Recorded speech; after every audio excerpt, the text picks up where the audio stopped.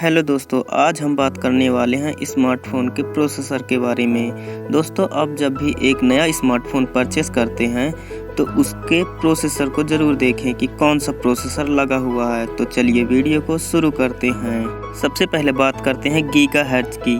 ये किसी भी टास्क को परफॉर्म करने के लिए उसकी ताकत होती है। अब गीगाहर्ट्ज़ फ्रीक्वेंसी की यूनिट होती है, मतलब एक सेकेंड में कोई भी चीज़ कितनी बार रिपीट हो रही है, और ये रिपीटिंग हमारे प्रोसेसर के अंदर गेट के खुलने और बंद होने पर निर्भर होती है, क्योंकि हमारी मशीनी लैंग्वेज सिर्फ 0 और 1 को समझ पाती है। यहाँ 0 का मतलब बंद और 1 का मतलब होता है खुलना।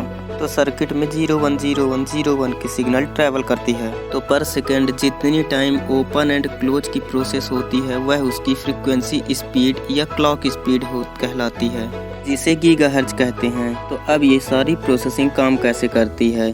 तो जितनी भी कंपनीज हैं वो एक सिलिकॉन की स्क्वायर पीस में काम करती हैं।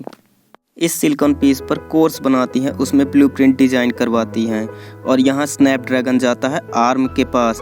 यह एक कंपनी है जो चिप के लिए आर्किटेक्चर डिज़ाइन करती है, मतलब सिलिकॉन बेस पर कैसे पाथ क्रिएट करे कि कोई भी सिग्नल कम से कम गेट से होकर गुजरे, मतलब उसे कम टाइम लगेगा ओपन एंड क्लोज होने में, और वह कम एनर्जी को कंज्यूम करेगा, और हमारा टास्क भी जल्दी कंप्लीट हो जाएगा। दोस्तों, आप देखेंगे कि प्रोसेसर पर कॉर्टेक्स A75, A55 लिखा होता है। ये उस आर्किटेक्चर के ही अलग अलग टाइप होते हैं।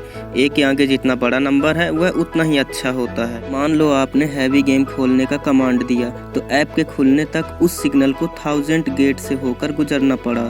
तो ये एक टाइप का आर्किटेक्चर है। अब हम इसी प्रोसेसर के आर्किटेक्चर में कुछ बदलाव कर दें तो इसमें यह सिर्फ 5000 गेट से होकर गुजरेगा। इससे समय भी कम लगेगा और एफिशिएंसी भी बढ़ जाएगी। तो किसी भी प्रोसेसर पर आर्किटेक्चर बड़ा रोल प्ले करता है। तो अब आप गीगाहर्ट्ज़ आर्म आर्किटेक्चर के बारे में जान चुके हैं। अब हम बात करते हैं नैनोमीटर की। तो कोई भी प्रोसेसर में मिलियंस ऑफ ट्रांजिस्टर लगे होते हैं। इनका हर एक ट्रांजिस्टर का काम है सिग्नल को अपने थ्रू पास आउट कराना या रोक के रखना। तो जितना छोटा हमारा एक ट्रांजिस्टर होगा उतना ही अच्छा होगा। तो ये 10 नैनोमीटर से 1 नैनोमीटर होता है, वह एक ट्रांजिस्टर की साइज होती है। तो यह जितना छोटा होता है उसे कम पावर की जरूरत होती है, और यह एफिशिएंसी को बढ़ा देता है। अब बात करते हैं कोर्स की। यूजुअली स्मार्टफोन के प्रोसेसर में ऑक्टा कोर प्रोसेसर लगे होते हैं, मतलब 8 हाथ। अब यदि हमें हाई ग्राफिक्स गेम खेलना है तो इसकी हाई परफॉर्मेंस कोर काम करेगी।